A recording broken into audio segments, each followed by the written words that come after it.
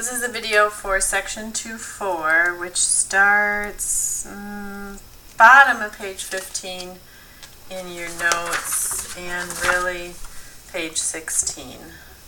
So your note says your learning objective, and this does too. So this is really getting you ready for chapter 3 and derivatives, because derivatives come right, the definition of derivatives come right from a limit. So you're finding average rate of change, which we've done, that's just slope, and tangents to a curve, finding the slope of curves, and finding the norm of a curve, or a normal line or a perpendicular line.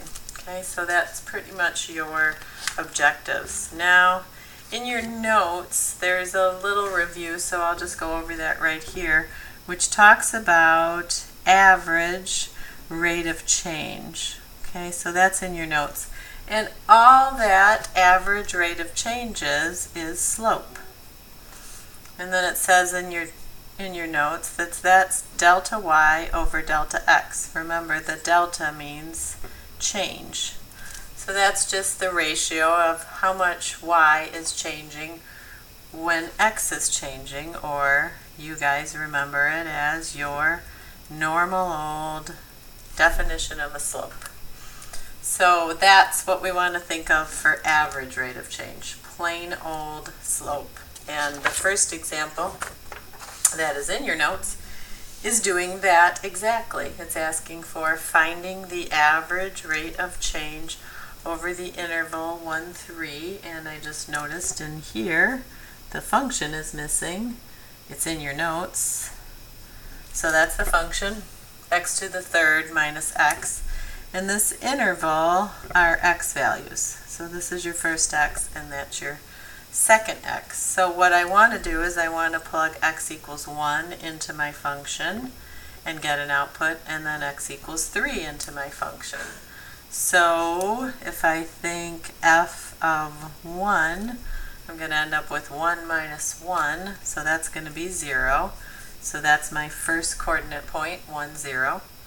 And f of 3 is going to be 3 cubed minus 3, which is 27 minus 3, which is 24.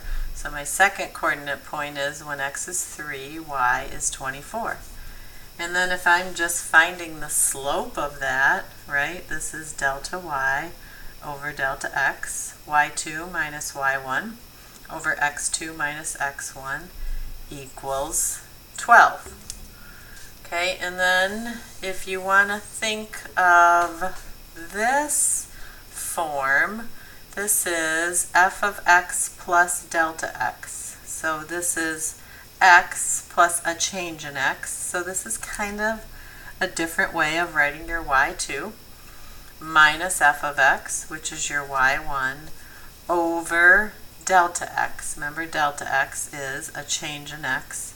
So that's x2 minus x1. So this is the definition of a slope with just different nomenclature, if you want to call it that. And then recall that when we're finding the average rate of change, it's the same thing as finding the slope of a secant line. So I'm going to show you a diagram here next that shows that nicely. This isn't in your notes, but you could put something similar to this in your notes. So say this is my curve. Here's my function. And I have 2 points on my curve, right here and right here. And so you could call this point x1, y1, and you could call this point x2, y2. So when I'm finding the slope, and I do y2 minus y1 over x2 minus x1, what I'm actually doing is I'm not finding the slope of this curve, I'm finding the average rate of change, which is the slope of a secant line.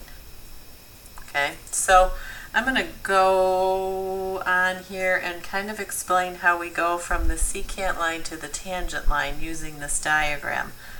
So let's say that what we really want to find is the slope or the instantaneous rate of change.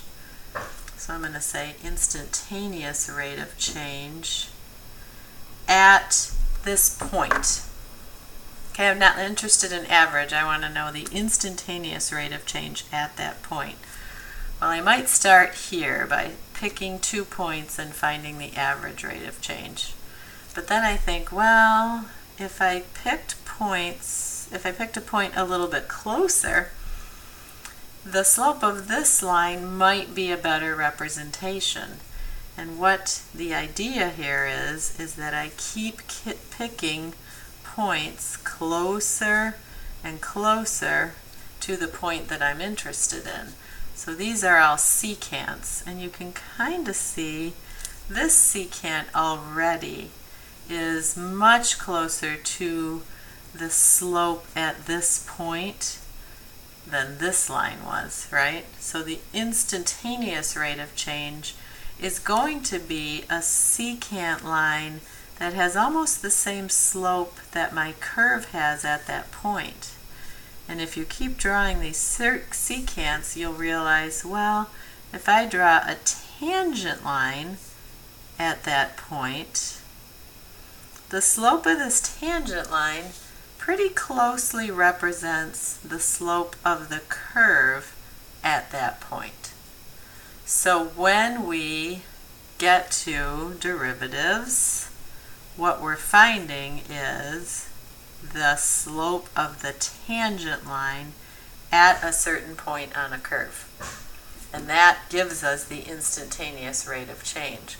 So it's just a better representation of average rate of change because it's at a particular point. So for instance, if I wanted to know the slope of this curve at that point, I would find a tangent line and find the slope of the tangent line at that point, and that would be a good approximation of the slope of the curve at that point. So that's what Chapter 3 is all about, and kind of what we're getting into in this 2-4. So as we continue to make our change in x smaller and smaller, and so the change in x they're talking about is as these points get closer and closer to this point, the distance between the 2 points approaches 0, we can find the slope of the tangent line to the curve. So just like we saw in that diagram. So that says, wow, cool, tangent and secant lines. I clicked on this and the link didn't work, so we're gonna not talk about that. But these are some things that we're probably not going to talk about with your partner that you can think about. What is a secant line? Picture that in your head. What is a tangent line, and what does each represent? So secant line looks like this, represents average rate of change. Tangent line looks like this, and we can start to think about that as representing instantaneous rate of change. Okay, let's look at example 2 here. So this says find the slope of the parabola. So picture the parabola. Finding the slope of a parabola is just a weird thing to think about, but we're saying at the point 2, 4. So maybe it's about right there. Write an equation for the tangent line at that point. So remember when we did this earlier, and I think we did it in the beginning of chapter 2, we said, well, if this is x equals 2, I want to pick another point close to it. I'm going to call it, the x value will be 2 plus h, and then I'm looking at what happens as these 2 points get closer and closer together, which means this plus h will approach 0. So that's what this is saying, f of x plus h. So this is like your y2 minus f of x, that's your y1, over h, because we're taking a limit. And so in our situation, I'm gonna ignore this for now because I'm gonna show you how we got to that. For our function, which is x squared, I'm taking the limit as h approaches 0. And remember, my 2 points are 2, 4, and then my other point is 2 plus h and f of 2 plus h. Okay, so this is like y2, y1, x2, wait, x2, y2, x1, y1. So y2 is going to be 2 plus h plugged into my function. Well, my function is x squared. So that's going to be 2 plus h squared. And minus just f of 2, which is 2 squared. And then I'm going to put all of that over h. Now, if I look at the limit as h approaches 0, I'm going to do some algebra on this, so I'm going to multiply that out. And what I'm going to get is 4 plus 4h plus h squared minus 4. So I squared that all over h. And then I can do some simplifying. Negative 4 and positive 4 are going to cancel out. And then h divided by h here, h divided by h is just going to be 1, so I'm going to be left with 4. H squared divided by h is just h. So now I can take the limit as h approaches 0. I can substitute 0 in for h, and I get 4 plus 0. So my limit is 4.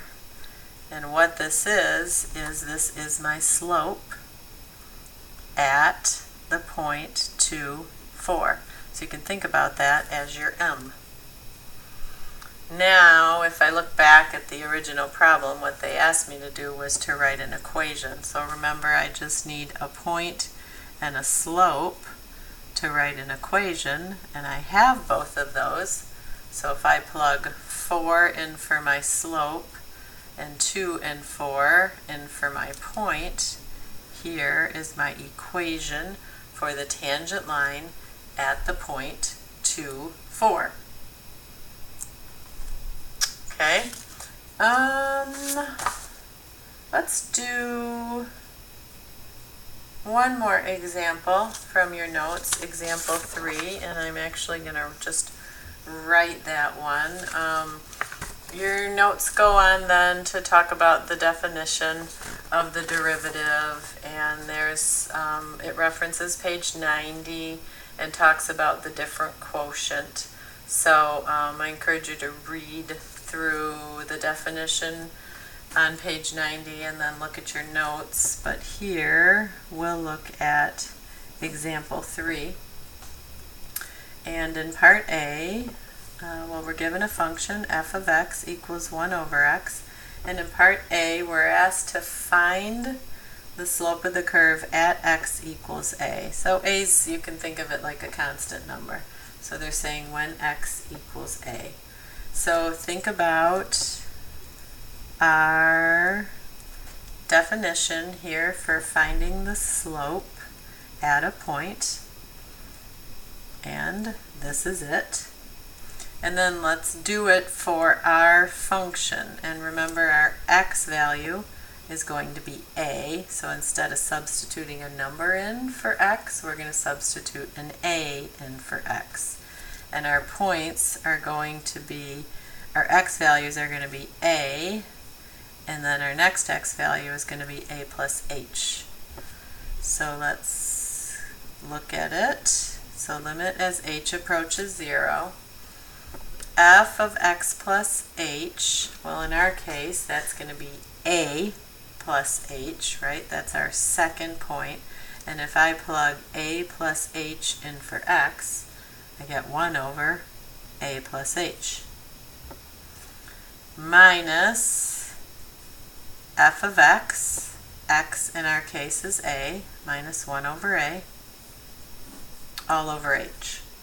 And it might be helpful to maybe on the side, before you plug it into the function, think, what is f of a? What is my function when I plug a into it? That would be 1 over a. And what is f of a plus h? So now I'm plugging a plus h into my function. So it might be helpful to do that first and then plug into this big limit. So f of a plus h minus f of x all over h. Now I'm going to do some simplifying on this.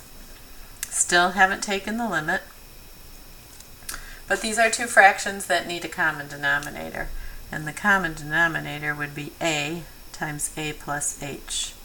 So I have to multiply the top and bottom of this fraction by a, and then I have to multiply the top and bottom of this fraction by a plus h. I still have all of that over h. Okay, so let's keep simplifying. So limit as h approaches 0. On the top here, I'm going to have a minus h. I have to distribute that negative. And then on the bottom, I'm going to have a times a plus h. And then instead of writing all of it divided by h, I'm going to write it as multiplying by 1 over h. So now I have a minus a, so that gets me 0, and h on the top and h on the bottom cancel. So on the top I have negative 1 over a times a plus h. Now I think I can finally take my limit. When h is 0, I'm going to have a times a plus 0, which is going to be negative 1 over a squared. Okay, so that is my slope, and it is my slope of my tangent line at x equals a. Okay, 1 over a squared, negative 1 over a squared. So then part B says, well, where does the slope equal negative 1/4? Well, all I have to do is, this is my slope, set it equal, and solve for a. So if I do some cross multiplying here, I'm going to get negative a squared equals negative 4, or a squared equals 4, or a equals plus or minus 2. So where does the slope equal negative 1/4? When a is plus or minus 2. And then part C says, what happens to the tangent to the curve at the point a, 1 over a, for the different values of a? Well, I'm going to think about my slope function here. Okay, so I want to think for different values of a. So let's think this slope is negative.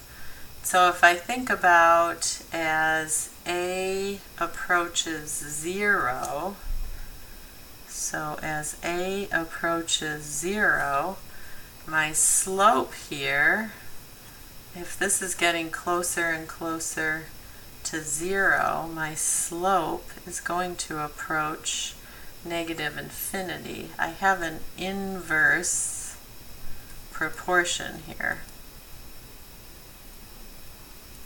Or you can think about it alternatively, as a approaches infinity, as a gets bigger and bigger, my slope is going to approach 0. So it's an inverse relationship between the value of a and what's happening with my slope. So you could also write as a approaches infinity, my slope will approach 0. So when it says what happens to the tangent to the curve for different values of a, the tangent is going to move in an opposite direction, if you want to think about that. And what this might look like is, if this is my curve, at this a value, this is my slope. But then as a moves here toward infinity or gets bigger, you can see the slope of my tangent lines are getting more and more horizontal. The slope of a horizontal line is 0. Okay, so at this point you should be able to try homework problems 1, 3, and 5. And then I think in another video I will finish up these notes, which is just talking about the normal lines to a curve.